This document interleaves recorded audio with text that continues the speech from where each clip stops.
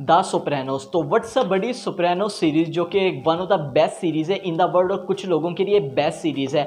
इस पे काफ़ी ज़्यादा डिबेट हो सकती है। कुछ लोग कहते हैं ये अभी तक जितनी भी सीरीज़ आई है उनमें बेस्ट सीरीज़ तो है, मगर मेरा ये मान है बेस्ट तो मे बी ना हो, one of the best series में इसका ज़रूर शुमार होता है। तो इस वाली वीडियो की आप लोगों को टाइटल और थंबनेल से पता लग गया होगा कि यहाँ पर मैं द सोप्रानोस सीरीज़ का ब्रेक डाउन करने जा रहा हूँ, एनालिसिस करने जा रहा हूँ और ख़ास तौर पर इसकी एंडिंग को अच्छी तरह से एक्सप्लेन करने जा रहा हूँ कि हमें इस मास्टरपीस सीरीज़ की क्या शॉकिंग एंडिंग देखने को मिली थी।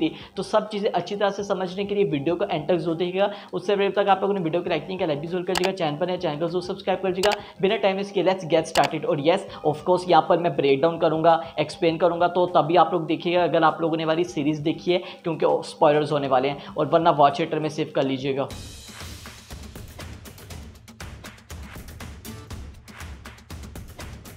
अभी सीरीज की स्टोरी पर आ जाते हैं। तो इस सीरीज की स्टोरी हमें टोनी सोप्रानो आदमी के बारे में दिखाई जाती है जो कि एक माफिया का बॉस होता है।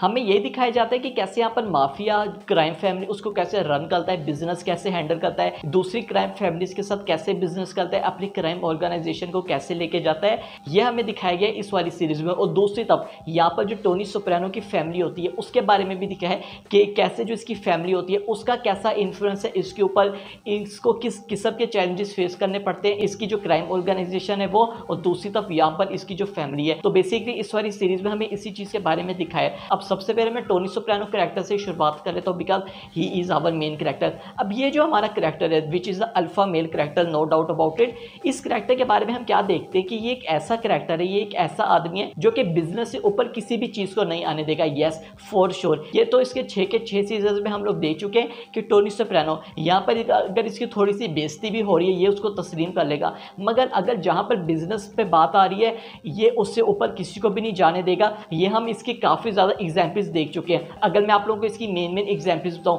तो सबसे पहले हमने यहाँ पर देखा था कि कैसे इसने जो अपने one of the favourite friend और क्लोजेस्ट पार्टनर जिसका यहाँ पर नाम होता है बिग पुसी बोनपेंसिरो, इसको भी इसने यहाँ पर मार दिया था। वो इसलिए मारा था क्योंकि यहाँ पर वो FBI के लिए काम कर रहा था, सारी टोनी सोप्रानो और इसकी गैंग की इंफॉर्मेशन FBI वालों को दे रहा था। दूसरी चीज़ हमने यहाँ पर देखी, जो यहाँ पर क्रिस्टोफर होता है इसका कजन, उसकी वाइफ को भी इसने मरवाया था। वो इसलिए मरवाया था क्योंकि वो भी FBI के लिए काम कर रही थी, यानी कि उसको इन्फॉर्मेशन दे रही थी। वो वाला एपिसोड भी काफ़ी ज़्यादा शॉकिंग था जब एड्रियाना की हमें डेथ देखने को मिली। और लास्ट बट नो लीस्ट जो हमने सबसे शॉकिंग देखी थी, जो कि हम सबके लिए काफ़ी ज़्यादा शॉकिंग थी, कि टोनी सोप्रानो ने अपने कज़न क्रिस्टोफर को ही खुद मार दिया था। हमने यहाँ पर यह देखा था कि कैसे जब कार एक्सीडेंट हुआ था उसमें काफ़ी ज़्यादा घायल हो गया था क्रिस्टोफर, मगर हम देखते हैं कि कैसे टोनी सोप्रानो ने उसको वहाँ पर मार दिया था। और अगर आप लोगों को भी वजह नहीं पता क्यों मारा था, वो इसलिए मारा था, एक तो सीरीज़ के एंड तक आते आते टोनी सोप्रानो और क्रिस्टोफर के दरमियान काफ़ी ज़्यादा हमें तकरार देखने को मिल चुकी थी। यहाँ पर तो मतलब क्रिस्टोफर मारने पर ही आ गया था टोनी सोप्रानो को, और टोनी सोप्रानो को ये वाली बात पता थी कि अगर ये कुछ और दिन भी जिंदा रहा ना, या काफ़ी दिन तक जिंदा रहा, तो मेरे लिए काफ़ी ज़्यादा बर्डन हो सकता है, इसलिए यहाँ पर इसने उसको मार दिया। अब अगली चीज़ यहाँ पर टोनी की फैमिली के बारे में बात करते हैं। इसकी फैमिली भी हमें काफ़ी ज़्यादा यूनिक दिखाई है। इसकी फैमिली के बारे में हमें ये दिखाया कि कैसे टोनी सोप्रानो की फैमिली को पता होता है कि यहाँ पर ये माफिया का बॉस है, ये उस क्राइम ऑर्गेनाइजेशन का हेड करता है, मगर यहाँ पर वो खुल के इस वाली बात को नहीं कहते। इसके डॉटर मैडो और इसके जो सन है एजे, उसको ये वाली चीज़ पता होती है, और टोनी सोप्रानो को खुद भी पता होता है कि कैसे मेरी फैमिली को पता है अब what I do for the living. ये वाली चीज़ टोनी सोप्रानो को अच्छी तरह से पता होती है, मगर खुल के उन लोगों ने इतनी ज़्यादा इस पर बात नहीं करते। और टोनी सोप्रानो ये सब कुछ इसलिए कर रहा है अपनी फैमिली के लिए, जो यहाँ पर क्राइम ऑर्गेनाइजेशन को हेड कर रहा है, जो जितने भी पैसे कमा रहे हैं अपनी फैमिली के लिए। और इसको देख के बिल्कुल मुझे ब्रेकिंग बैड में वॉल्टर वाइट की भी याद आ जाती है कि वो भी कैसे मैथ इसलिए बना रहा था ताकि कैंसर के बाद जब उसकी डेथ हो जाएगी तो वो उसने जितने भी मिलियंस ऑफ डॉलर बनाए हैं ये सारे पैसे इसके फैमिली को ही जाएंगे। अब अगली चीज पर आ जाते हैं, वो है uncle junior. Yes uncle junior personally my one of the favourite character of the show.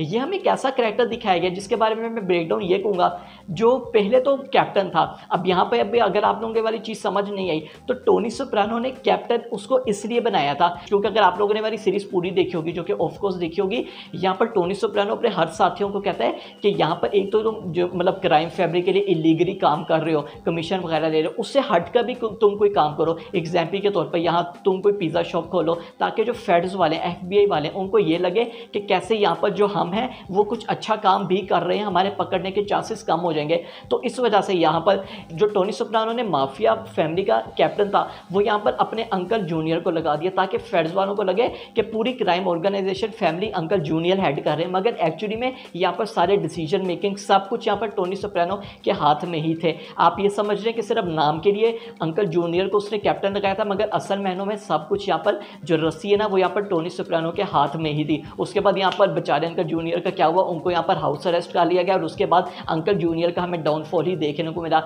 हम देखते हैं कि कैसे अंकल जूनियर जो है उनको कोर्ट के केसेस के चक्कर बार बार लगाने पड़ते थे, उनको अल्जाइमर भी हो गया था, उनकी याददाश्त जाने लगी थी। और सीरीज़ के एंड में तो हमने ये देखा था कि कैसे वो अपने फैमिली मेम्बर्स को भी नहीं पहचानते थे, और पहचानते भी थे तो काफ़ी ज़्यादा ब्लूटरी उनकी तरह पेश आते थे। और हमने एंड में ये देखा कि कैसे पूरी तरह से याददाश्त चली जाती है। और एक फ़नी चीज़ भी लगी थी, फ़नी तो नहीं खैर कहना चाहिए, कि कैसे जब यहाँ पर अंकल जूनियर ने टोनी सोप्रानो को फायर कर दिया था बुलेट से, ये भी चीज़ काफ़ी ज़्यादा शॉकिंग थी और पर्सनली मुझे थोड़ी फ़नी टाइप भी लगी। अब हम यहाँ पर बात कर लेते हैं द सोप्रानो सीरीज़ की एंडिंग की। यस, काफ़ी ज़्यादा शॉकिंग एंडिंग देखने को मिली है हमें। इसकी एंडिंग में क्या देखते हैं, हम ये देखते हैं कि कैसे पूरी फैमिली एक रेस्टोरेंट के अंदर होती है, अपना डिनर एंजॉय कर रही होती है, और उसके बाद टोनी सोप्रानो दरवाजे से आते हुए अपनी डॉटर मैडो को देखता है और जो ही वो देखता है we cut to black screen. उसके बाद ब्लैक स्क्रीन आ जाती है और यहाँ पर ये वाली सीरीज़ ख़त्म हो जाती है। और काफ़ी ज़्यादा लोग सवाल कर लेते हैं यार भाई ये क्या एंडिंग हुई, ये क्या एंडिंग हुई। तो यहाँ पर मैं आप लोगों को अच्छी तरह से एंडिंग एक्सप्लेन करने जा रहा हूँ कि हमें इस सीरीज़ की असल में एंडिंग क्या देखने को मिली।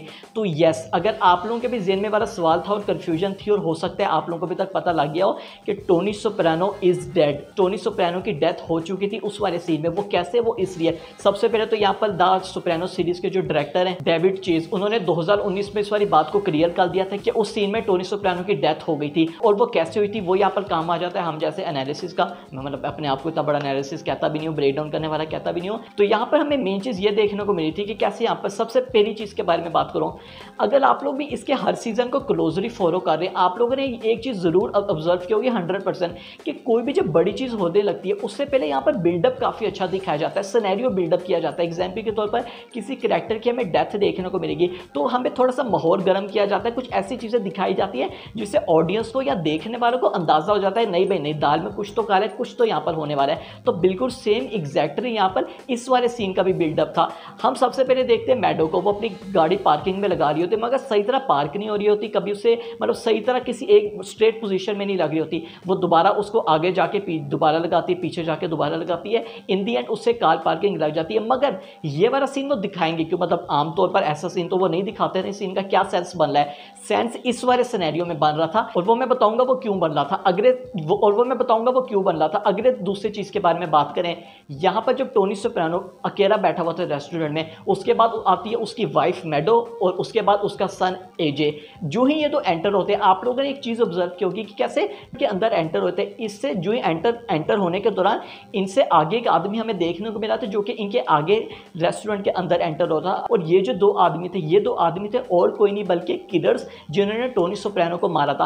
अब ये किस चीज़ की तरफ निशानदेही करते हैं, ये एक तरह से हमें मेटाफोरिकली टीज करना चाह रहे हैं कि कैसे जो टोनी सोप्रानो के किलर्स हैं वो यहाँ पर एक कदम आगे हैं टोनी सोप्रानो से। तीसरी यहाँ पर जब किलर्स यहाँ पर बैठे हुए होते हैं, वो यहाँ पर कॉफ़ी ऑर्डर करते हैं तो वो काफ़ी ज़्यादा ना गौर से देख रहे होते हैं टोनी सोप्रानो को, जिससे ये वाली बात हमें तो क्लियर हो जाती है कि यस भाई यहाँ पे ना काफ़ी ज़्यादा बड़ी चीज़ होने वाली है। और in the end last but not least हम ये चीज़ देखते हैं कि कैसे उनमें से एक किलर वॉशरूम में जाता है और उसके बाद यहाँ पर मैडो आती है रेस्टोरेंट के, जो ही अंदर एंटर होती है यहाँ पर टोनी सोप्रानो जो है उसको देखता है और जो ही वो उसको देखता है we cut to black screen. ये हमें मेन चीज़ देखने को मिलती है। और अगेन मैंने जैसा कि बोला यहाँ पर इन लोगों ने जानबूझ के वो वाला सिनेरियो दिखाया था कि कैसे मैडो जो है अपनी गाड़ी को ऐसे पार्किंग कर लिया ताकि जो मैडो है उसका ज़्यादातर टाइम वहीं पर ही गुजरे, वो यहाँ पर रेस्टोरेंट के अंदर ना आ सके। ये इन लोगों ने सिनेरियो बिल्डअप करने की कोशिश की थी। और अगर आप लोग भी पूछेंगे कि उन्होंने इस तरह की एंडिंग क्यों दिखाई, तो काफ़ी ज़्यादा फन फैक्ट कि कैसे द सोप्रानोस के डायरेक्टर डेविड चेज ने इस वाली बात को कहा था कि ये एंडिंग कभी प्लान ही नहीं की गई थी। यहाँ पर असल में एक ऐसी एंडिंग होनी थी कि कैसे टोनी सोप्रानो किसी मीटिंग में जा रहा है और उस मीटिंग के आखिर में इसकी डेथ हो गई है। मगर यहाँ पर डेविड चेज एक दफ़ा किसी रास्ते से गुजर रहे थे और उन्होंने इस वाले रेस्टोरेंट को देखा, उन्होंने सोचा नहीं भाई नहीं, इस वाले रेस्टोरेंट में मुझे इस वाले सीरीज़ की एंडिंग करनी चाहिए। और वो यहाँ पर ना फैंस को दिखाना भी नहीं चाहते थे कि कैसे टोनी सोप्रानो की डेथ होगी, मतलब उसको मरते हुए नहीं दिखाना चाहते थे, इस वजह से उन्होंने ये वाली एंडिंग दिखाई। पर्सनली मेरे लिए तो काफ़ी ज़्यादा औसम और अच्छी एंडिंग है। इन लोगों ने एक ऐसी एंडिंग छोड़ दी जिससे ऑडियंस जो है ना खुद अपना अंदाज़ा लगाना स्टार्ट कर दे कि ये हो सकता है, ये हो सकता है। और 2019 सीन में या उससे पहले भी उन्होंने इस वाली चीज़ को ऑफिशियली कंफर्म कर दिया था। तो यस, ये हमें यहाँ पर सारी ऑफिशियली मेन चीज़ें देखने को मिली है। टोनी सोप्रानो का फेट यही था कि यहाँ पर उसकी डेथ होनी थी। ये हमें एपिसोड 3-4 से अंदाज़ा हो गया था कि कैसे ये जो सब कुछ कल है इसके काफ़ी ज़्यादा अच्छे चांसेस है कि इस वाले कैरेक्टर की हमें डेथ देखने को मिलेगी। तो बस वो वाला वीडियो में यही था। आई नो मैंने हर चीज़ का ब्रेक डाउन नहीं किया क्योंकि मेन चीज़ों के बारे में बात की, खासतौर पर इसकी एंडिंग को अच्छी तरह से एक्सप्लेन किया। तो अगर आप लोगों को भी ये वाला ब्रेक डाउन अच्छा लगे, हमारी वीडियो अच्छी लगी, वीडियो को अभी के अभी लाइक कर दीजिएगा, चैनल पर नहीं चैनल को सब्सक्राइब कर दीजिएगा। मैं मिलता हूँ आपसे अगले वीडियो में।